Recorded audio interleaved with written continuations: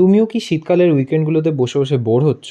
তাহলে দেরি না করে আমার মতো চলে যাও ভিক্টোরিয়ান ক্যাথিড্রাল চার্চ ঘুরতে। মাত্র 20 টাকা পার পার্সনে পেয়ে যাবে এখানের টিকিট। এখানের ইন্দোগথিক আর্কিটেকচার মন্ত্রমুগ্ধ করে দেবে যে কোনো মানুষকে। কিন্তু হ্যাঁ, শান্তিপূর্ণ পরিবেশ বজায় রাখার জন্য ওখানে চার্চের ভিতরে কিন্তু ফটো বা ভিডিও করা অ্যালাউ নয়। ইনস্টাগ্রামে আপলোড করার জন্য আমি বাইরে দাঁড়িয়ে পোজ দিতে থাকলাম। যদি গার্লফ্রেন্ড বা বয়ফ্রেন্ডকে ফুল গিফট করতে চাও সেটাও পেয়ে যাবে চার্চেরই বাইরে। পরে ভিক্টোরিয়া মেমোরিয়ালসে গিয়ে দেখি মহারাজ পাহারা দিচ্ছেন গেটে। 50 টাকা পার পার্সনে টিকিট কেটে তোমাকেও কিন্তু লাইনে দাঁড়িয়ে পড়তে হবে যদি তুমি ভিক্টোরিয়া মেমোরিয়ালসের ভেতরে ঢুকতে চাও। কিছুক্ষণ লাইনে দাঁড়িয়ে আমরা ঢুকে গেলাম মনুমেন্টের ভিতরে।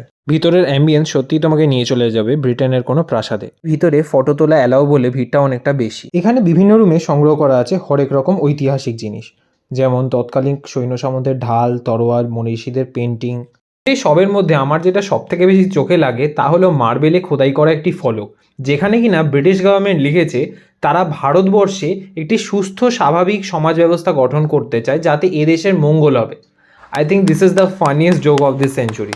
এইভাবেই ভিক্টোরিয়ার বাইরে বেশ কিছুক্ষণ আড্ডা দিয়ে তারপর আমরা চলে গেলাম পেট পুজো করতে। তোমাদের মধ্যে অনেকেই যদি আমার আগের ব্লগটা দেখে থাকো তাহলে হয়তো বুঝতে পারবে আমি গিয়েছিলাম সেই আগের রেস্টুরেন্টটা, যেটা কিনা আমাদের এখানে সবথেকে ফেমাস ইন্দো চাইনিজ রেস্টুরেন্ট। খাবারটা যে ঠিক কতটা ভালো ছিল তা আমার আর এক্সপ্লেন করার দরকার নেই। আশা করছি তোমরা আমার ফানি রিয়াকশনটা দেখে বুঝেই গেছো। যদি আমার ভিডিও ভালো লাগে ডেফিনেটলি লাইক অ্যান্ড সাবস্ক্রাইব করো।